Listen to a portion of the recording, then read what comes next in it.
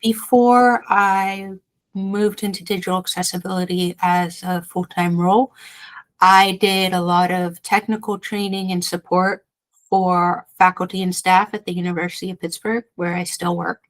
And so that was a combination of training our learning management system, which is now Canvas, and also learning about and training things that our faculty were interested in using in the classroom or as assignments. So I started, I think, 8 years ago. So at the time, podcasting was just becoming a thing, and teachers were thinking about creating homework assignments that were more like the creative side of a homework assignment. So creating a podcast about something, creating a video about something, using an Adobe tool or something a little less advanced. So for 8, 9 years, I have been learning tools that faculty and staff want to utilize in or out of the classroom. So they can reach out to us and say, hey, I really want to create an assignment using X.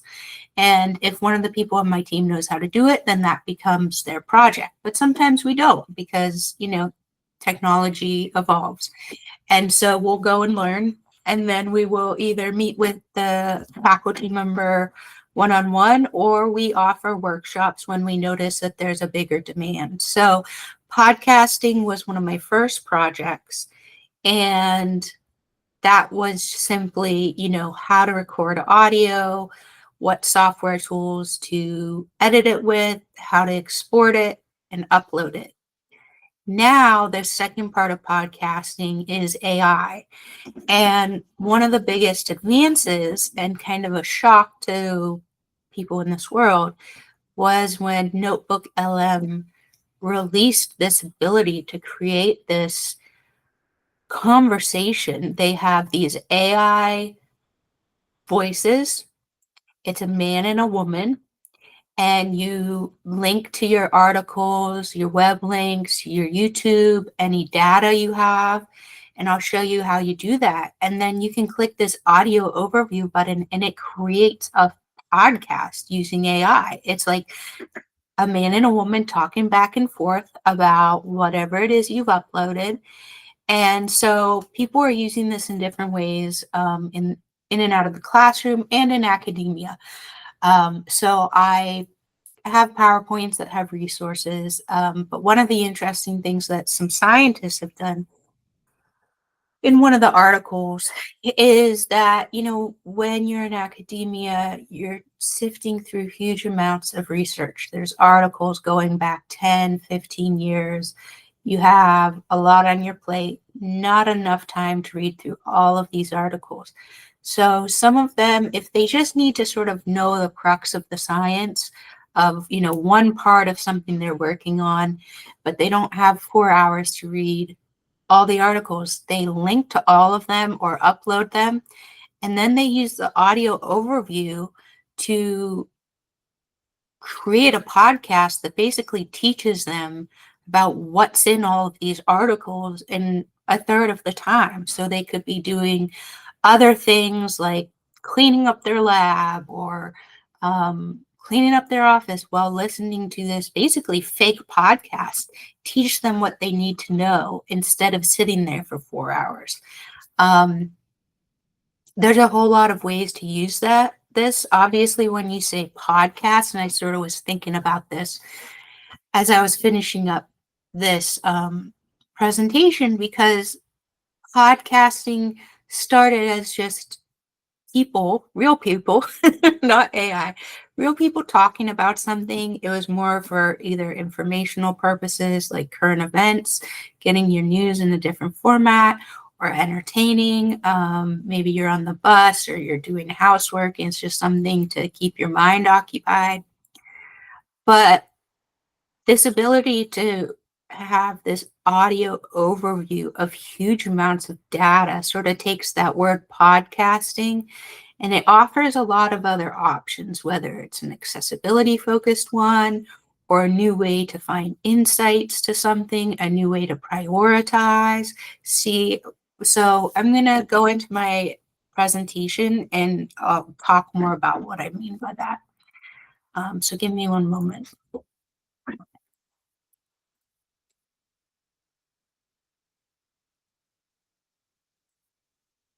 Okay.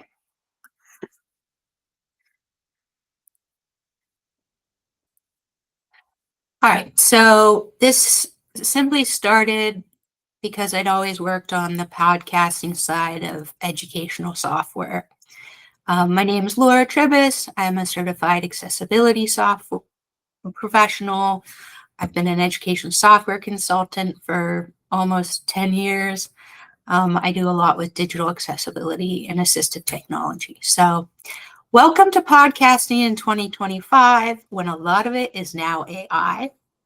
So why NotebookLM? Well, because it's really useful, as I found. It's a great way to manage a lot of different file types. So when I say complex, I mean web links, PDFs. I have used audio recordings from my iPhone and uploaded them. I'm able to find quotes within these MP3s that can be hours long. And it has a variety of tools. So it's an audio overview and it offers different types of audio overviews, which we'll go over. Video overviews, mind mapping, quiz questions, flashcards, reports. It can help you stay organized with evolving projects. We're going to do one today as an example. And then it can sift through a lot of information to find patterns, key ideas. So use case one is I wrote a freelance article for a free newspaper in Pittsburgh about the Grenfell Tower fire. I didn't know very much about it. A friend of mine is a filmmaker. He was bringing some of the survivors to Pittsburgh to talk about their experiences. And he reached out to me saying, would you want to write about this? I said, sure. But I just hadn't been super aware of this fire. So there it turned out there was a ton of information out there. There were articles, YouTube videos, interviews in different formats, and he was sending me some of his audio and video that he'd gotten on his own. This was a lot to manage. It wasn't something that I could just, put some links on a Google Doc and call it a day. I needed a better way to organize and manage all of this. So I decided to use NotebookLM as a test case. Then when the survivors came to Pittsburgh, I attended the event they had where they talked about their experiences. I recorded audio on my iPhone. I came home, I uploaded it to my computer, and then I uploaded the raw files to NotebookLM. My editor is often asking for more direct quotes. So I knew I needed to be able to really sift through a lot of audio because it was maybe 2 hours. It would have been more, but I needed to come home to find these direct quotes.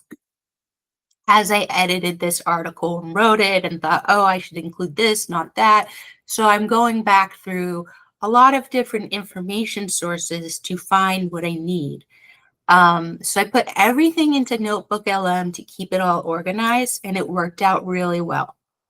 So like I said, this was my first test case.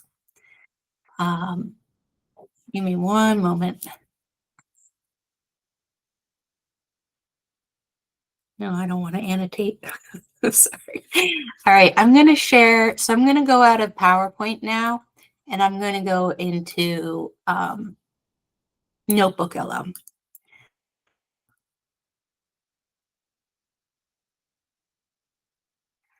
So one of the wildest things about this was that I entered, like I said, my audio that I'd recorded, some of the audio that my friend who's the filmmaker had recorded, articles I'd found,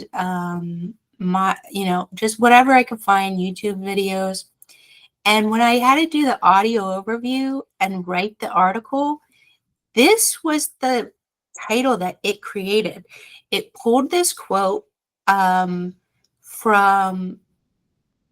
one of the recordings I'd done. So there had been an activist at the event I went to, which I recorded, and she used the term social murder.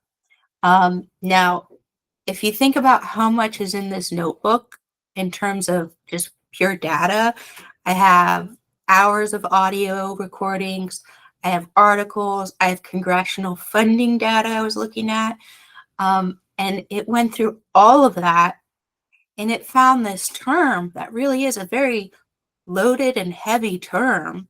It is maybe the most accusatory term. I mean, social murder is really quite a term to pull out all of that. But this was the title it created, and it put in this emoji. I was stunned when I ran this and saw that as the title. I have to say, I didn't know what to expect because I was new to NotebookLM, but I did not expect it to pull that. And so I thought that was really interesting. Yeah. Because when you talk about like reading comprehension, what are the big ideas? What are the big messages, right? And when you're writing an article where you're just like sifting through data, I'm often more just thinking about staying organized, making sure my data is correct, making sure, you know, this piece and that piece are all quoted properly. I need to make sure like everything is verified. So it's only near the end and when you're sort of writing that you're sort of thinking, all right, what are the big things here? What are the messages we want to get across? But personally, I would have shied away from using the phrase social murder, right? Like, first of all, maybe it's a little too opinionated or biased. From a journalistic standard, right? You're supposed to stay a little bit objective, at least try. So social murder might seem a little too opinionated from just a like, this is what happened. But clearly, based on all of this, NotebookLM was like, here's a big idea. So that is still something that always stands out to me was I ran this at the very end, after I'd uploaded everything, after I had written the majority of my article on just a Google Doc. It was only near the end that I ran this and I saw this. I was really taken aback. I was really surprised. So that is just one of the most interesting things that came out of this. But it was also a really easy way to organize so many different types of files and be able to find what I needed as quickly as I needed to, because there's always a pretty quick turnaround. So the second notebook I'm going to go into is a project that I'm just starting. And it's one of those projects that you keep saying, I need to get this done. It ends up on the back burner. So what happened is a professor at my university suddenly lost their hearing. Pittsburgh is an old city. Its buildings are old, roads are old, everything's old. It was built by steel workers. It was built by immigrants who came over looking for jobs. They were paid very badly. It is both a story of like immigrants and moving up, but also a story of old buildings. So we have a building on our campus called Trees Hall. It's old. I learned how to swim there when I was 3 years old. My 3-year-old's going to learn. It's mostly a recreational facility with like a large pool, tennis courts, stuff like that. But it has a couple of classrooms inside where the acoustics are terrible. And so we happened to have a faculty member who suddenly lost their hearing and was teaching in one of these classrooms. So a couple of the things that exist in the classroom, there's no carpeting. The air conditioning isn't great. So we open the back windows. The back windows open onto a street where there's cars going by in the background. It was built 70 years ago. So she lost her hearing in the middle of the semester and she couldn't hear her students. And she was in this cement wall room. And she needed solutions. So she got a cochlear implant, which sort of helped, but it still is really affected by noise bouncing off walls. So they got in touch with us, and I and a colleague who does like audio-visual work met with her, and she really wanted to be able to keep teaching, but she couldn't hear her students. So we came up with this idea that we would put up audio absorbing, noise absorbing panels on the walls. We looked at different things we could put on the floors to absorb noise. We really needed to absorb that noise that bounces around. Everybody who's been at some sort of modern restaurant has experienced this, where you can't hear anything anyone say because there's no carpeting, there's no panels. A lot of things that were sort of gotten rid of in this modern design of these like bistros were also absorbing sound, which is why you can't hear anyone at a restaurant anymore in America, at least. So I knew this because both I'm an accessibility professional and because I'd had family members with hearing aids, and going to restaurants became almost impossible. They just couldn't hear anything. So we'd have to find the restaurants that still had a lot of these things of carpeting and panels and whatever else. And that could turn down the volume. So I said, well, what if we put up some panels? And she said, yeah, actually anywhere I go that has like panels or drapery, I can hear a lot better. So we were like, well, that's an easy solution. And then we looked at some different things to go on the floor. And then there is an organization, PA, but there's similar ones throughout the United States that provide assistive technology to citizens of that state. It's federally funded. So there were a couple of different things they had that they could lend her.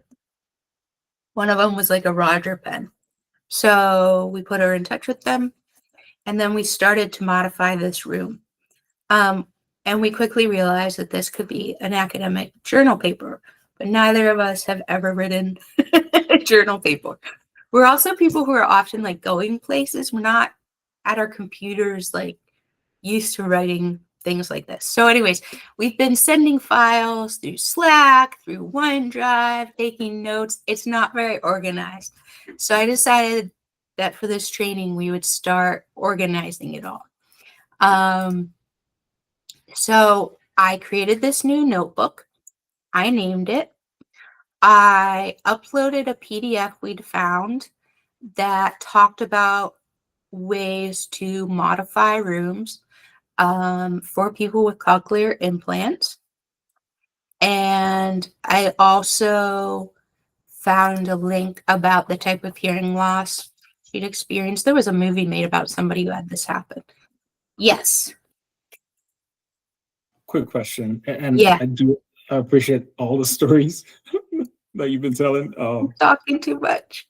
No. Also, just Okay. wondering. So, is this the same note as on your iPhone, for example? Is this that same tool or a different one? No, I think this is different. Oh, okay.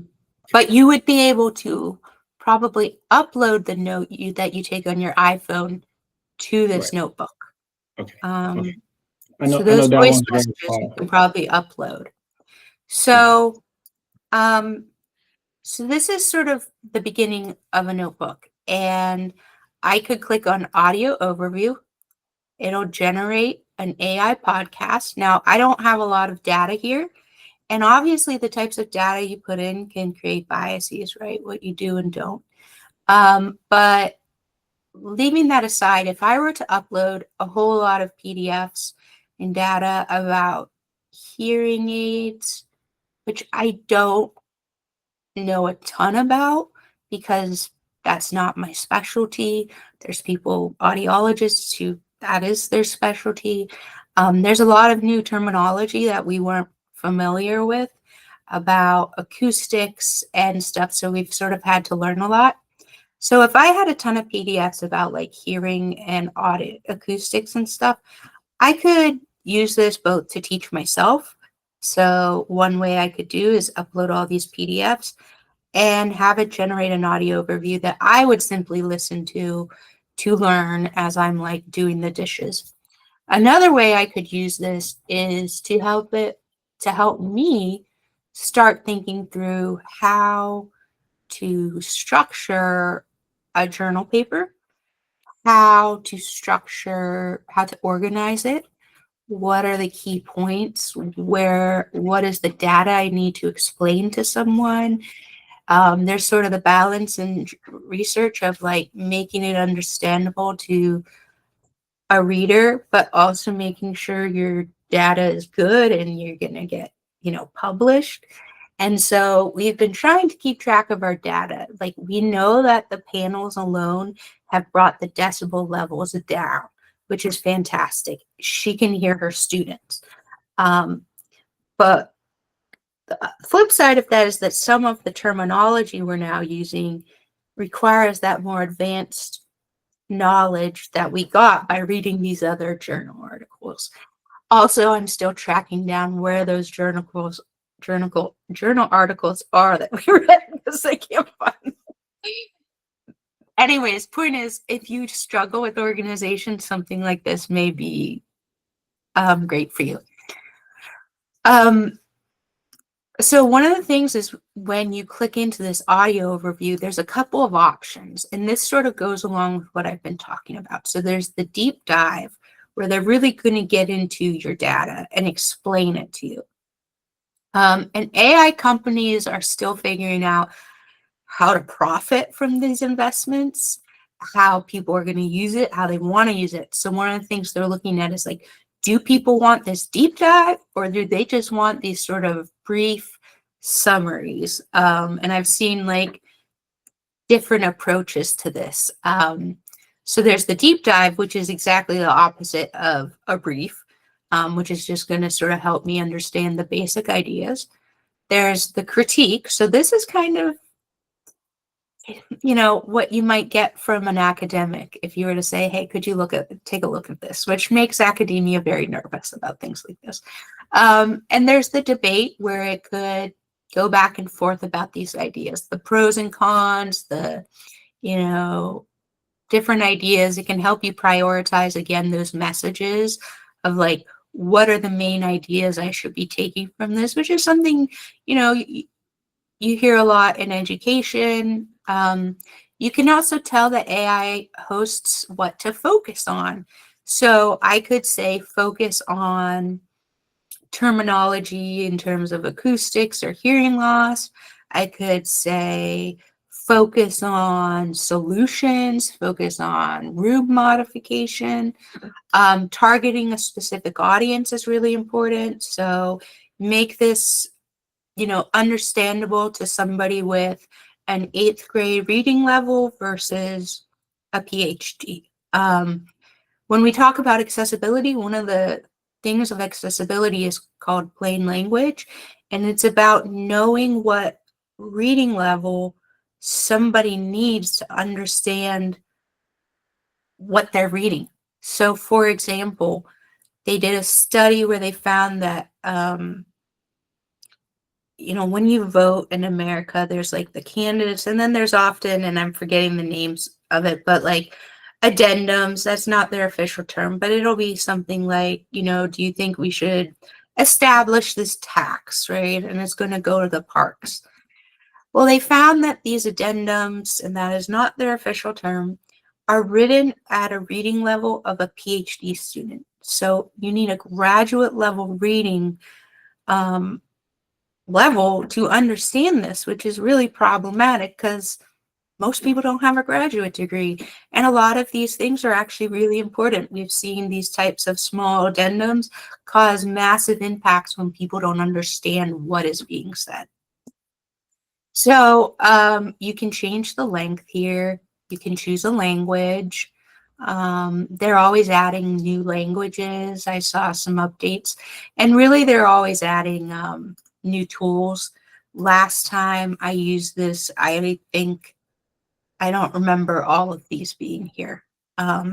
So it has created a podcast for me, and I'm going to try to play this so you guys can hear it. Welcome back to the deep dive. Today we're doing quite a focused exploration, looking at hearing health and some really specific.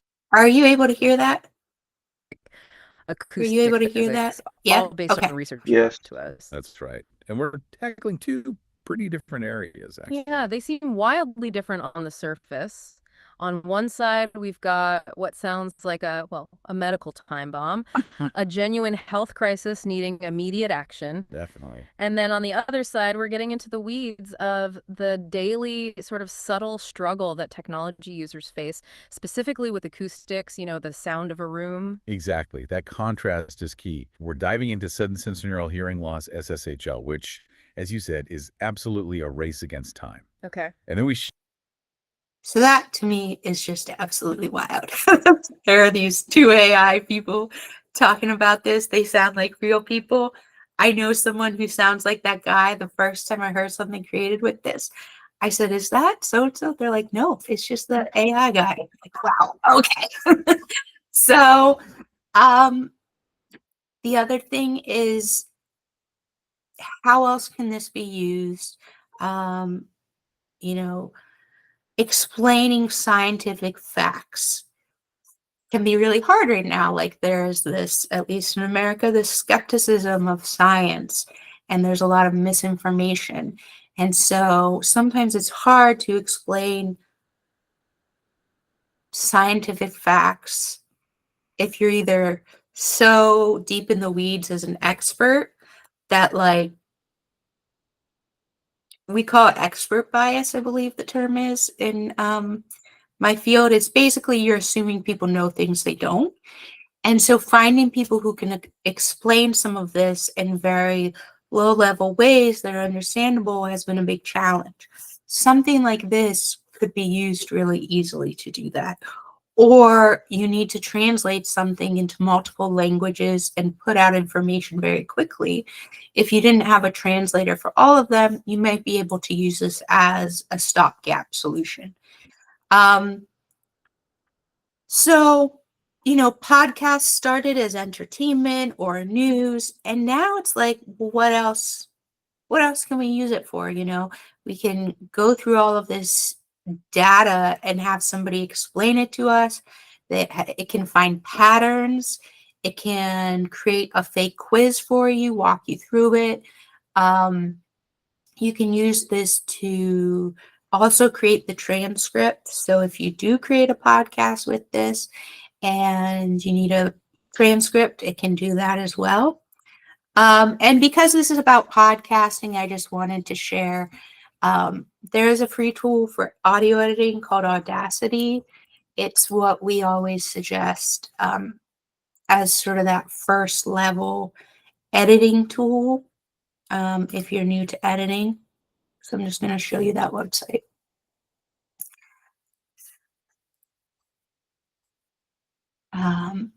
So yeah, it's free. We're all big believers in start small. It works on Mac, it works on PC, it's free. And then if you decide, yeah, I want to learn more about audio editing, there's a couple of options, mostly within Adobe.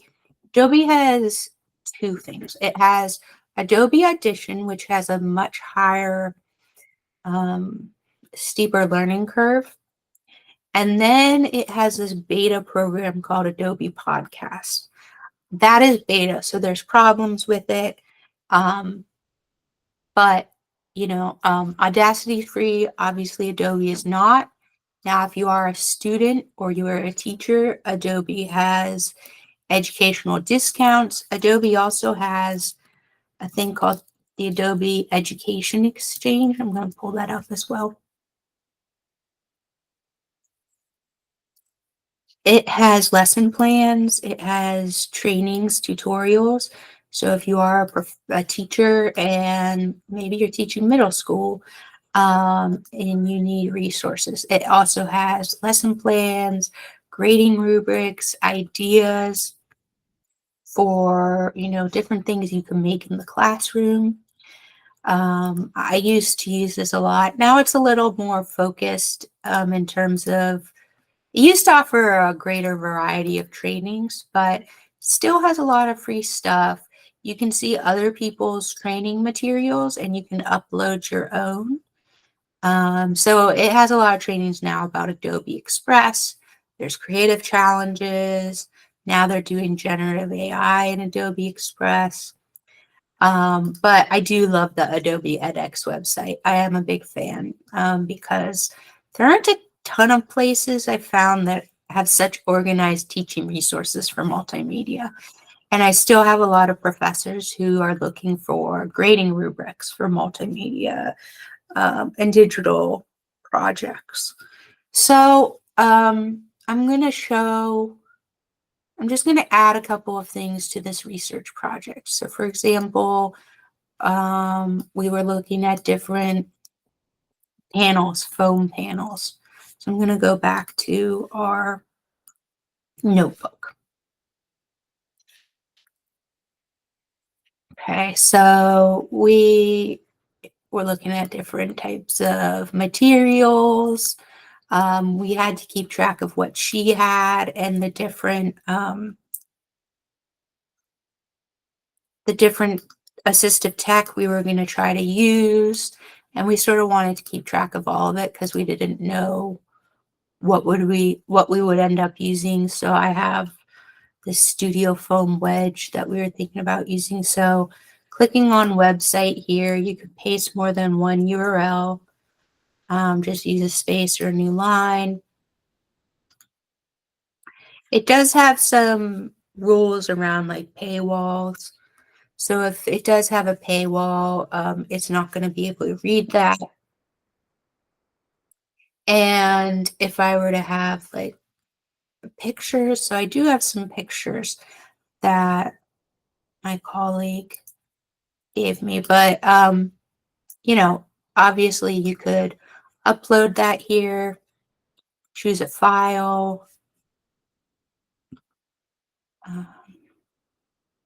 And I don't think I have them on my computer, but I will be able to upload those pictures just to keep track of them. There's also this discover feature. So if I wanted more ideas for articles about this, research on it, I could either find sources from the web or I could have it go into my Google Drive. Maybe I had a lot of stuff there and I just needed it to help me find what I needed. I could do that. I'm going to put plans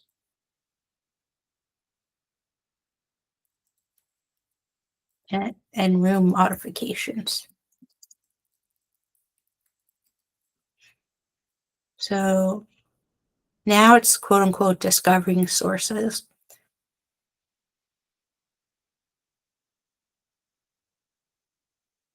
And you can see sort of what it came up with. And then you can choose what you want to import, what you don't. You can tell it, yeah, these were good discoveries, or no, they weren't, which helps it both know what's good data and also change the algorithm. I'm not sure how this plays into AI sort of keeping track of what people submit, right? Like they're getting all this data from us, asking questions and putting in ideas, and I'm not really sure what the permissions are. I would assume that with something like NotebookLM, you should do your research because it may be kept track of somewhere, you know. But a lot of universities and companies now have their own AI systems that don't feed into a larger sort of database. But in this case, I don't really care. I just want to keep track. One of the other issues I have come across, though, is that if you need to change this audio overview a couple times, sometimes, I don't know, I think you need you've reached your daily audio overview limits, come back later or upgrade. So I didn't know there were limits the first time I did this training in front of a bunch of people. I couldn't change it again. So yeah, this is one of the ways they're going to make money, is be like, hey, try this tool. Hey, you want more of it? You know, hey, which is fair enough. It is a pretty neat tool. So all I have left is some of the resources that I have. So science, using it. Is this going to kill broadcasting? These are pretty well written articles, but other than that, I think this is really one of those things you're just going to kind of click around and discover more things it can do. And I'm sure they're going to be adding features. I know a lot of teachers like this. This seems to be one of the most popular ones, sort of in the classroom, and having students work with data and citing sources and stuff like that. So that's all I have for today. Does anybody have any questions? All right. We can take a look at this video overview. So this is an explainer video. I don't know if it's going to let me since I don't have a premium account. No, it's generating.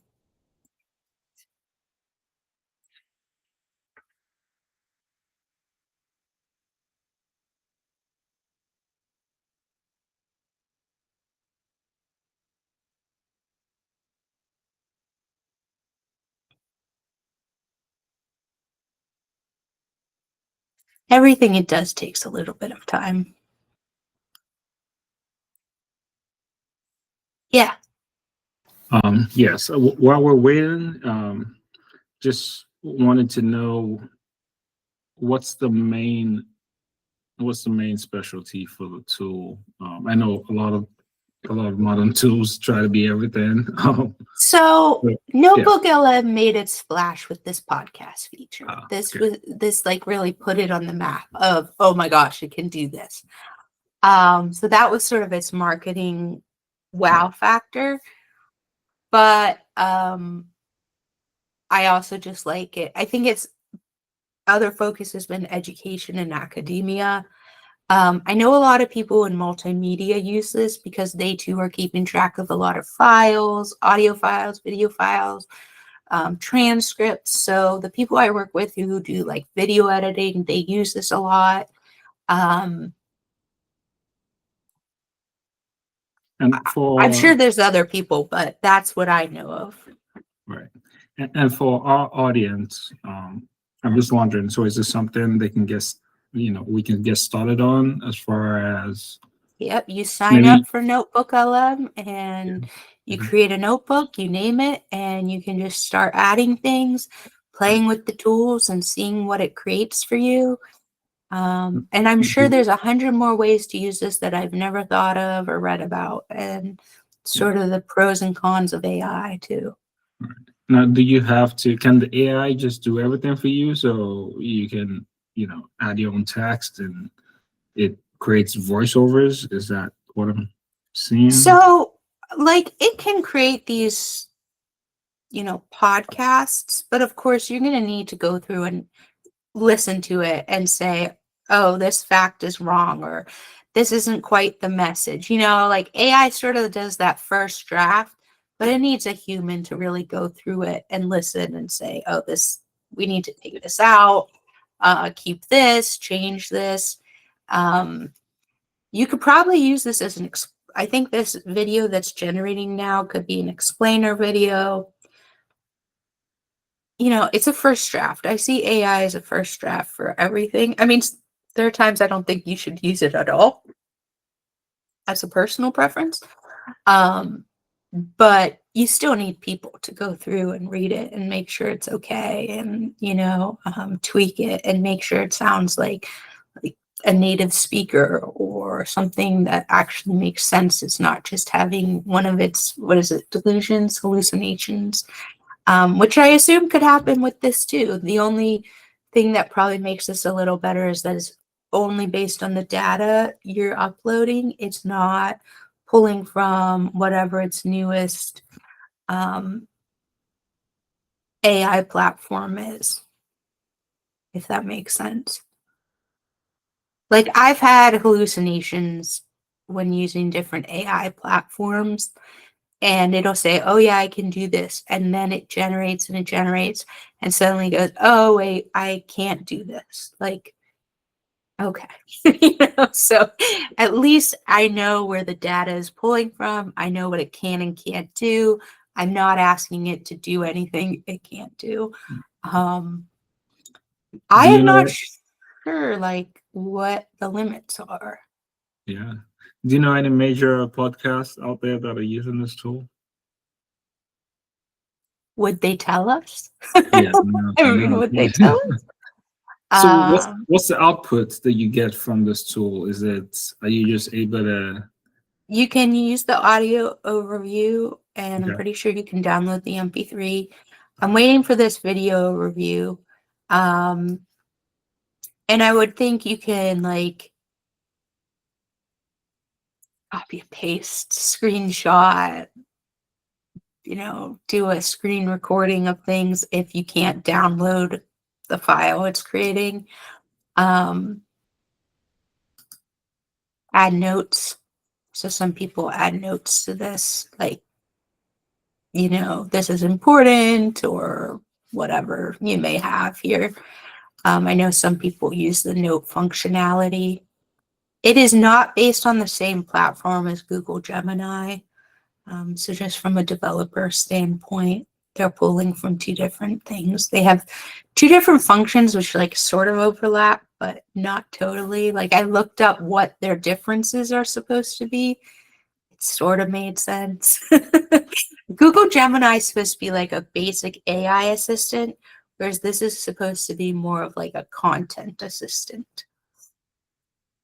So it's not going to schedule you for things and remind you about meetings. It's just going to help you with this sort of content management and analysis. And, a lot of the AI companies are trying to get into this area of these deep dives and sort of writing academic articles. And that's had some very mixed results. It's been discovered that some journal articles that were approved turned out to have been generated by AI, so they've had to be recalled. So this is a big issue in terms of like being able to spot what's real and what's not. But AI is not really going anywhere. I think digital literacy now is going to have to spend a lot. When you're talking about digital literacy, going to be talking about spotting AI and fake AI, what's been generated that's not really real, and being able to see the difference. It can be hard. There's been things I've seen that at first I thought, oh, and then I see a comment by someone saying, this is AI. It's like, oh, okay. So I think when you're looking at digital literacy from now on, there's going to be a bigger chunk of time and effort put into knowing the different symptoms isn't right, but the different signs that something may be AI. But obviously, like peer-reviewed journals thought it was real, I mean, so, but yeah, you could probably download the MP3, edit it with Audacity, upload it anywhere that you wanted to. I would think they may make you upgrade to get that MP3. Let's see how much it is. It's $0 a month for 1 month, and then I think it's $20 a month after that, which, I mean, it takes a lot of time to record a podcast the old school way, to record it, to listen, to edit, to cut again, to listen. I mean, it's a very time-consuming process. Whenever we talk to people about assignments or projects that are multimedia, so podcasting, videos, we're always telling them it takes so much more time than you think it will. There's a lot of people who are like, I'm going to start a podcast, and then they discover just how much time it takes and how time consuming it is. So you see a lot of these podcast series that have like 3 episodes and then they stop because it's so many hours. It can be 10 hours easily to create one podcast, if not more. So to have something like this cut down on that time is huge for a lot of people. So let's see what this is. I don't like the way this is. Okay. Yeah. My pet peeve with podcasts are, how you can speed up the rate at which it's talking. Like that drives me crazy when it just start talking real fast and I can't keep up. Yeah. And I once actually set it to talk super fast and I couldn't figure out how to stop, and I was driving on the highway. So I was like, what's happening? So there is this interactive mode. And this looks like a premium tool where you can probably interact with the hosts. Welcome I back to the believe. deep dive. Today we're doing quite a focused explore. Oh wait, someone wants to join. Hey, go for it. Yeah, it allows you to ask questions. So, hi, can you talk to me more about how cochlear implants? Oh, absolutely. Hi there. So you're Work? wondering what the topic is, or maybe if we can go deeper on a specific point. Welcome aboard. We'd be happy to. We were just about to kick off an exploration. We're diving into 2 areas of hearing health. Yeah, one side is a medical urgency and the other is about specialized acoustic physics. The fun contrast. But tell us, what specific angle are you curious about right now? We can shift our focus a bit if you have a burning question. What part of this world of hearing really grabs your attention? We can certainly tailor this deep dive for you. We're flexible with our plan, so don't hesitate. What's on your mind? We'll wait a moment for you to chime in with a topic. It looks like we didn't quite. Isn't that wild? Yeah, I- that's pretty neat. So that's all AI? That's all AI. Wow. Okay. Yeah. Yeah. I feel So like my I brain think- combust. I think it's color a TV. it's a good time to remind our residents also that we're expecting to see what you create at the end of this 4 weeks. I know in the other cohorts that we've had, folks create a final project. So, this could be something that you want to focus on, and create a project out of. You're probably here because you have some interest, or you're listening or you're watching this recording because you have an interest in creating a podcast of your own. So, why not use this opportunity to go for it? Just looking forward to what you create. Yeah, one of the things I used to say in a lot of my podcast trainings that I'm going to say again is it's hard to listen to yourself talk on a recording. It is frustrating when you have trouble editing audio. The learning curve is a little higher than video. You can sort of feel like you're failing pretty quickly. And so I remind people that you're going to fail. That doesn't mean you're a failure. It doesn't mean you can't do it. It means you're just going to have to practice. And I think you could use something like this to bounce some ideas off of it, find different ways to say something. If you're trying to word something differently, you could say, like when they said, what do you want to focus on? It can help you think about, what am I trying to say? What is the focus of what I want to say? I always have to spend a little more time thinking about that. Like, I have all this information I want to share, but how am I going to focus it? So something like this could help with that. Seeing different ways you could say something, or you could organize a session. 1 minute a 1 minute podcast sounds short, but once you've recorded yourself a couple times, edited a couple times, it's really not that short. So something like this could sort of help you create that transcript for yourself. If you're someone who suddenly gets nervous when you're being recorded, writing out a script for yourself can really help. You could see what it's like to have this write a script for you, because it certainly could. You could take a script you wrote by hand and then run it through here.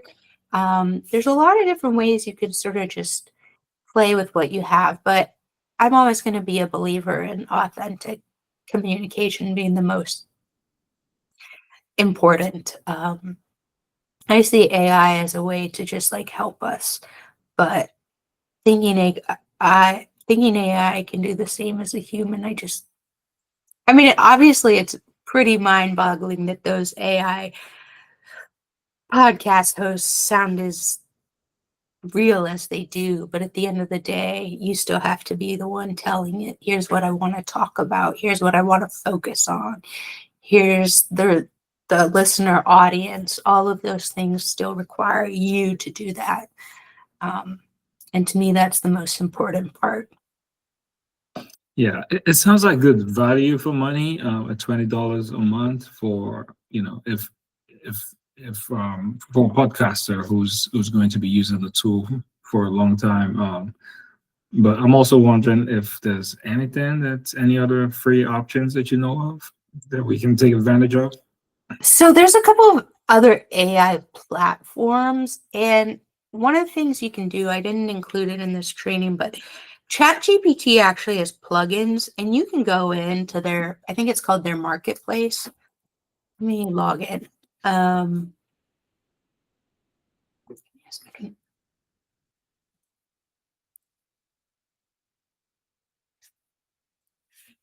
So I discovered this recently. The reason I called this an exploration is simply I'm not an expert on this. I'm still learning like everyone.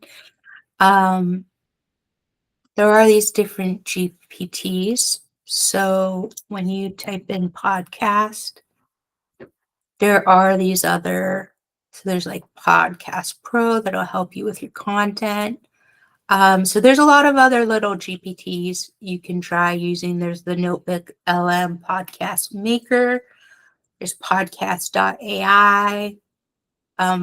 Audacity GPT, that would be an interesting one to use because it would also probably be good for a beginner who's trying to learn. It probably works with Audacity now. That would be one I would suggest testing just because Audacity has been such a useful way for our students to learn how to edit audio for free at the beginning level. There's a script generator here, a summarizer. So these are things you can play with as well. Yeah. Yeah. I don't know, like pricing, but this is an area where it's just going to be exploratory and testing. So if you like clicking new things and trying new things, this is a great area. At least I think so. Given that AI is already able to do this much, I think it's gonna, it's scaring some people in the AV world. I knew someone I knew when they saw this and a couple of generative AI things that Adobe created, they really got panicked and said, this could take my job in 15 years. So the skills of editing audio and video, like quote unquote by hand with a computer, is going to be important. But knowing I have a link to a list of prompts that you can use with NotebookLM for their podcasts and explainers. There's like these AI prompts. So learning how to use those prompts and manipulate them to get what you want would probably be a great use of your time from a career perspective, because the need for this sort of manual editing may go down as AI develops, and it's developing at such a fast rate.